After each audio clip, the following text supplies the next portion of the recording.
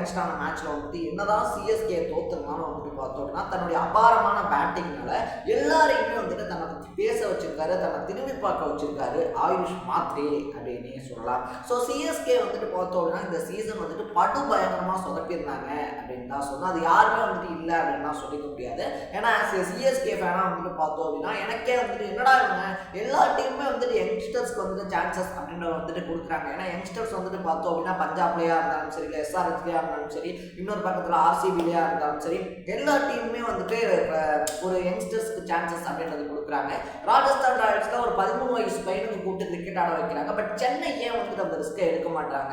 இன்னும் எக்ஸ்பீரியன்ஸ்டு அப்படின்னு சொல்லிட்டு பார்த்தோம் அப்படின்னா எக்ஸ்பீரியன்ஸான பிளேயர்ஸை வைக்கிறதுனால ஒரு வேலை சொதப்புறாங்களோ அப்படின்னு சொல்லிட்டு எல்லாத்துக்குமே ஒரு டவுட் வந்துருந்துச்சு அப்படின்னு சொல்லலாம். ஸோ தொடர்ந்து பல மேட்ச் தோத்ததுக்கு அப்புறமா பார்த்தோம் அப்படின்னா திடீர்னு ருத்ராஜ் கெய்க்வாட் வந்துட்டு கையில் காயம் அப்படின்றதுனால ஆயுஷ் மாத்ரே அப்படின்னு சொல்லக்கூடிய ஒரு பிளேயரை சென்னை ட்ரையல்ஸ்க்கு கூப்பிட்டுருக்காங்க அப்படின்னு சொல்லி சொன்னோடனே பார்த்தோம் அப்படின்னா பலருமே யாருப்பா அந்த ஆயுஷ் மாத்ரே அப்படின்னு சொல்லி தேடி பார்க்கும்போது 17 வயசு பையன் அப்படின்ற ஒரு நியூஸ் ஸ்ப்ரெட் ஆச்சு அப்படின்னே சொல்லலாம். என்னப்பா ராஜஸ்தான் ராயல்ஸ் வைபவ் சூரியவன்ஷியை 13 வயசுல எடுத்ததுனால நீங்களும் அதே அளவுக்கு 17 வயசுக்கு போறீங்களா அப்படின்ற மாதிரி வந்துட்டு நிறைய பேர் ஆயுஷ் மாத்ரேவை பற்றி தெரியாமே இருந்தாங்க அப்படின்னே சொல்லலாம். பட் ஆயுஷ் மாத்ரே வந்துட்டு பார்த்தோம் அப்படின்னா நவம்பர்ல நடந்த மெகா ஆக்ஷன் இருக்கு இல்லையா, அதில் 30 லட்சம் ரூபாய் தன்னுடைய சம்பளம் அப்படின்னு சொல்லி பதிவு செஞ்ச ஒரு வீரர் தான் அப்படின்னே சொல்லலாம். ஸோ ஆயுஷ் மாத்ரே ஏலத்தில் பதிவு பண்ணியிருந்தாலும் அவர் வந்துட்டு எந்த டீமுமே பார்த்தோம் அப்படின்னா ஏலத்தில் எடுக்கல. இதனால அன்சோல்டான ஒரு பிளேயராக தான் ஆயுஷ் மாத்ரே இருந்திருக்காரு.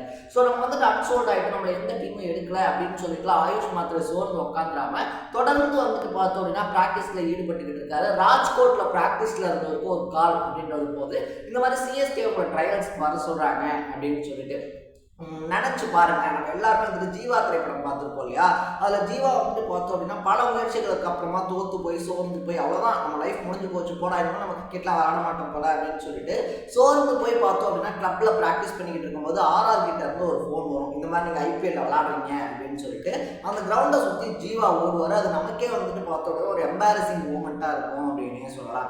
எக்ஸாக்ட்லி அதே மாதிரி ஒரு விஷயம் தான் ஆயுஷ் மாத்ரேக்கும் நடக்குது அப்படின்னே சொல்லலாம். ஸோ இந்த மாதிரி வந்துட்டு அவ்வளோதான் நம்ம அன்சூட் ஆகிட்டோம், இந்த வருஷம் நம்மளால் விளையாட முடியாது போல, நம்ம ஐபிஎல்ல பார்க்க தான் போகிறோம் போல அப்படின்னு சொல்லி நினச்ச ஒரு பையனுக்கு ராஜ்கோட்ல ப்ராக்டிஸில் இருக்கும்போது ஒரு ஃபோன் வந்து சிஎஸ்கே ட்ரையல்ஸ்க்கு கூப்பிடுறாங்க.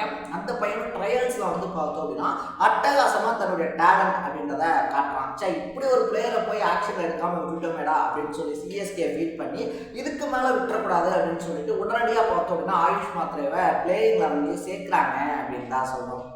ஆல்ரெடி வந்துட்டு பார்த்தோம் அப்படின்னா தீபக் கூட இருக்காங்க இல்லையா, தீபக் கூட, விஜய் சங்கர் இவங்களுடைய நாட்கள்லாம் வந்துட்டு பார்த்து பரிதாபமாக இருந்த சிஎஸ்கேன்ஸ் பார்த்தோம் அப்படின்னா சரி இந்த பையன் புதுசாக வந்திருக்கான் இவனால ஏதாவது பண்ணுவானாடான்னு பார்ப்போம் அப்படின்னு சொல்லி இருந்தவங்களுக்கு வாழ்க்கையிலே பார்த்தோம் அப்படின்னா ஒரு மாதிரி அட்ராக்டிவான பிளே அப்படின்றத பண்ணியிருந்தாங்க. ஓகேப்பா இந்த பையன்கிட்ட ஒரு ஸ்பார்க் இருக்குது, ஏதோ ஒரு ஃபயர் இருக்குப்பா, இந்த பையன் வந்துட்டு சிஎஸ்கேக்கு நல்லா பிளே பண்ணுவான் போல அப்படின்னு சொல்லி நினைக்கும் போது தான் பார்த்தோம் அப்படின்னா நேற்று நடந்த மேட்ச்சில் போட்டு குழந்தை எடுத்திருக்காப்புல பயமில்ல அப்படின்னு தான் சொல்லணும். ஸோ நேற்று வந்துட்டு பார்த்தோம் அப்படின்னா ஒரு 6 ரன்ல தான் செஞ்சுரி அப்படின்றத வந்துட்டு விடுறாரு. 94 ரன், அதுவும் சேசிங்ல வந்துட்டு பார்த்தோம் அப்படின்னா 200 ரன்னுக்கு மேலே ஒரு 150 ரன்னுக்கு மேலே போயிடுச்சு அப்படின்னாலே சிஎஸ்கே வந்துட்டு ஒன் சைடாக மேட்சை விட்டுருவாங்க. சிஎஸ்கே வந்துட்டு பார்த்தோம் அப்படின்னா அவ்வளோ எஃபர்ட் போட்டுலாம் சேஸ் பண்ண மாட்டாங்க அப்படின்னு சொல்லிட்டு தொடர்ந்து பேசப்படுது. பட் நேற்று வந்துட்டு பார்த்தோம் அப்படின்னா ஓப்பனிங் ஆன ஆயுஷ் மாத்ரே இருக்கார் இல்லையா, அவருடைய பங்குக்கு அவர் என்ன பண்ணணுமோ டீமுக்கு அட்டகாசமாக பண்ணியிருந்தாங்க அப்படின்னு தான் சொல்லணும். ஸோ 2 ரன் வித்தியாசத்தில் சென்னை தோத்துருந்தாலும் கூட ஆயுஷ் மாத்ரே தான் யாரு அப்படின்றத ப்ரூவ் பண்ணியிருக்காரு அப்படின்னே சொல்லலாம். ஸோ இதனால ஃப்ளமிங் இருக்கார் இல்லையா, ஃப்ளமிங் வந்துட்டு பார்த்தோம் அப்படின்னா அவ்வளோ சீக்கிரமான ஒருத்தரை வாய் விட்டு பாராட்டிட மாட்டார் சென்னையினுடைய கோச். ஸோ அவரே நேற்று வந்துட்டு பார்த்தோம் அப்படின்னா ஆயுஷ் மாத்ரேனுடைய பேட்டிங் இருக்கு இல்லையா, அது வந்துட்டு என்ன ஒரு மாதிரி புல்லரிக்க வச்சிருச்சு, பூரிச்சு போக வச்சிருச்சு, என்னடா இந்த பையன் இப்படி விளையாடுறான் அப்படின்னு சொல்லிட்டு. அதுக்கு முக்கியமான காரணம் ஆயுஷ் மாத்ரேனுடைய அதிரடி அப்படின்றது கிடையாது, ஆயுஷ் மாத்ரேனுடைய அந்த நிதானம் இருக்கு இல்லையா. ஆயுஷ் மாத்ரே எல்லா ஷாட்ஸுமே ஆடுறாரு, ஒரு பேட்ஸ்மேன் அப்படின்னு இருக்கும்போது அவங்களுக்கு பல ஷாட் தெரிஞ்சிருக்க வேண்டியது அவசியம் தான். பட் ஆயுஷ் மாத்ரே ஆடக்கூடிய எல்லா ஷாட்ஸுமே நிதானமாக எந்த இடத்துல பிளேஸ் பண்ணணுமோ அதை கரெக்டாக பிளேஸ் பண்ணியிருக்காரு.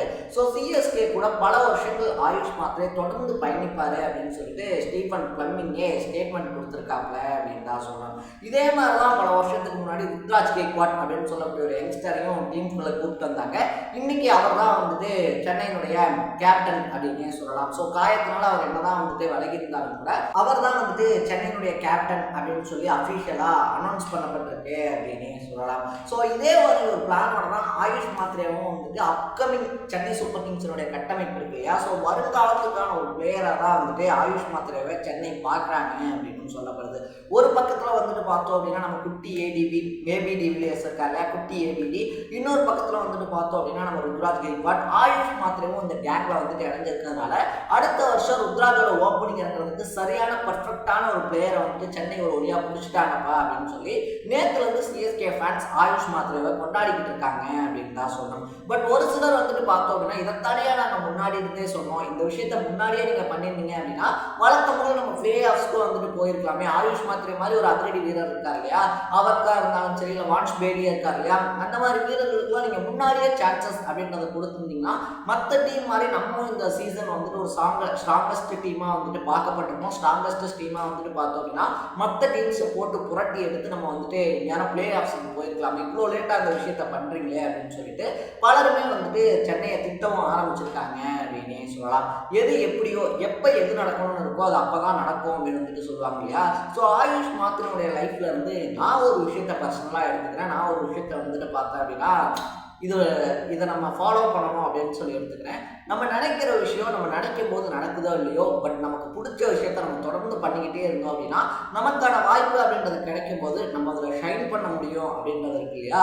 ஸோ ஒருவேளை ஆயுஷ் மாத்ரே நம்ம வந்துட்டு ஐபிஎல்ல வந்துட்டு சோல்ட் ஆக முடியலன்னு சொல்லி மனசை விட்டுருந்தாருன்னா இன்னைக்கு அவரால் இப்படி பர்ஃபார்ம் பண்ணி எல்லாரும் பேசக்கூடிய ஒரு பிளேயராக மாறி இருக்க முடியாது. பட் அவர் அதை தாண்டி சரி ஓகே நான் சோல்ட் ஆகலன்னா என்ன அடுத்த ஐபிஎல்ல பார்த்துக்கலாம், இப்போ போய் நான் என்னுடைய ப்ராக்டிஸை பார்க்குறேன் அப்படின்னு சொல்லி அவர் போய் ப்ராக்டிஸ் பண்ணதுனால தான் இன்னைக்கு ஆயுஷ் மாத்ரே ஒரு ஹீரோவாகவே மாறி இருக்காங்க அப்படின்னு சொல்லணும். ஸோ நீங்களும் உங்கள் லைஃப்பை ஏதாவது ஒன்று ட்ரை பண்ணிக்கிட்டு இருக்கீங்க அப்படின்னா நீங்கள் நினச்சது உடனே நடக்கல அப்படின்ற பட்சத்தில் அதை கிவ் அப் பண்ணுறதுக்கு பதிலாக தொடர்ந்து முயற்சி பண்ணுங்க. கண்டிப்பாக ஒரு நாள் உங்களுக்கு பெரிய நல்லது நடக்கும் அப்படின்னு சொல்லிட்டு நீங்கள் ஆயுஷ் மாத்ரே பற்றி என்ன நினைக்கிறீங்க அப்படின்றத கமெண்ட்ல போட்டு இதே மாதிரி அப்பப்போ அப்டேட்டாக போயிட்டு விஷயங்கள் இருக்கு இல்லையா, அது கரண்ட் அஃபேர்ஸாக இருந்தாலும் சரி, பாலிடிக்ஸாக இருந்தாலும் சரி, ஸ்போர்ட்ஸாக இருந்தாலும் சரி, அப்பப்போ அப்டேட்டாக போயிட்டு விஷயங்களை நீங்கள் தொடர்ந்து தெரிஞ்சுக்கணும் அப்படின்னு ஆசைப்பட்டீங்கன்னா மறக்காம சேனலை ஃபாலோ பண்ணி சப்ஸ்கிரைப் பண்ணிக்கோங்க. நாளைக்கு இதே மாதிரி ஒரு இன்ட்ரெஸ்டிங்கான வீடியோவோட சந்திக்கலாம்.